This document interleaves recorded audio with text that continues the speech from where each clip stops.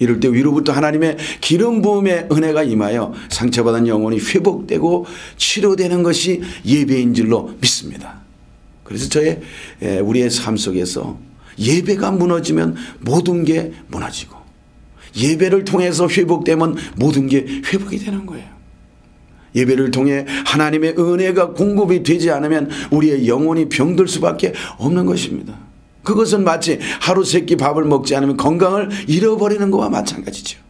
우리의 영혼도 예배를 통해서 은혜를 공급받지 않으면 아무리 천하장사라고 해도 마음의 병이 들어서 쓰러질 수밖에 없는 것입니다.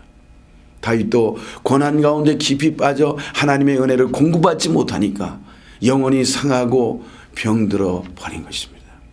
이때 고통 중에 돌이켜봤습니다. 과거에 베풀어 주신 하나님의 은혜가 생각나기 시작했어요. 목동 시절에 무서운 맹수들과 싸워서 이긴 기억이 있어요. 육척 거구인 골리앗을 물맷돌 하나로 죽인 기억이 있습니다.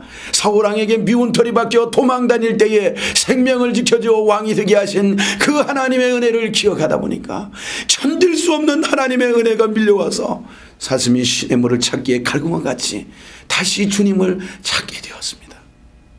자연히 하나님과의 끊겼던 관계가 회복되기 시작했죠. 그랬더니 옛날에 그 모든 것들이 하나님의 은혜 가운데 회복되었습니다. 이런 점이 다윗의 강점이라고 말할 수 있습니다. 사람들은 정신적인 번민이 있을 때 하나님을 찾기보다는 쉽게 구할 수 있는 수면제나 술로 그의 번민이나 고통을 달래려고 합니다.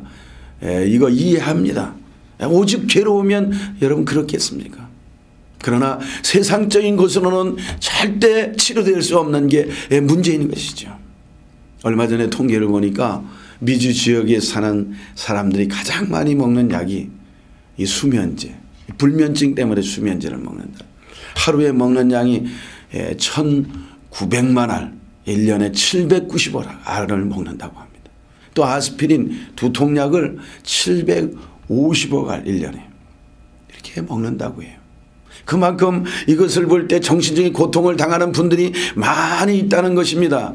이것은 현대인들이 얼마나 영적으로 육체적으로 병들어 있으며 불확실한 자신의 미래에 불안해하고 있는가를 단적으로 알 수 있는 대목이 아닙니까?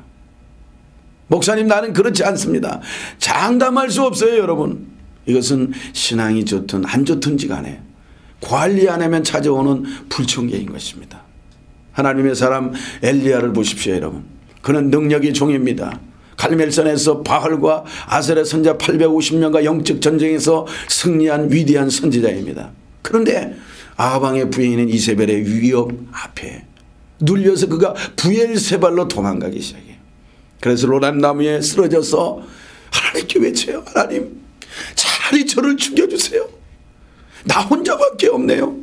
하고 엎어져서 자살을 시도하려고 합니다. 여러분, 이것이 인간인 것입니다. 누구든 장담할 수 없습니다. 기억하십시오.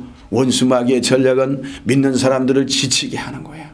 이렇게 낙심, 절망이라는 악성 바이러스를 마음에 집어넣어서 온갖 중독에 빠지게 합니다. 일중독, 술중독, 마약중독, 쇼핑중독, 인터넷 섹스중독, 중독에 빠뜨려서 우리의 창조적인 에너지를 고갈시키고 우리의 온전한 영성을 한 부분씩 훔쳐가서 스스로 디프레스에 걸리게 하고 낙심, 절망하게 해서 넉다운 되도록 하는 거예요. 특히 우리 이민 오신 분들이 빠지기 쉬운 중독은 바로 일중독입니다. 한번 스스로 여러분 물어보십시오. 나의 정신없는 삶의 스케줄 때문에 하나님께서 나의 삶에 개입할 수 있는 여지가 있는가? 예수님께서 마리아와 마르다를 통해서 분명히 무엇이 삶의 우선순위인지를 가르쳐 주었어요. 이 시대는 마리아와 마르다가 모두 필요합니다. 여러분, 마리아는 예수님 발 앞에서 말씀을 들었습니다. 마르다는 예수님에게 식사 대접을 여러 섬기려고 부엌에서 분지 일을 했습니다. 그러나 주님은 마리아를 칭찬했어요. 여러분, 왜 그랬을까요? 분명히 두 사역이 다 중요합니다. 주님과 이웃을 섬기고 봉사하는 사역 너무나 중요합니다. 여러분, 그리고 하나님께 경배드리고 찬양하며 말씀을 듣는 예배드리는 일 또한 중요합니다. 반드시 이 두 가지는 균형을 이루어야 합니다.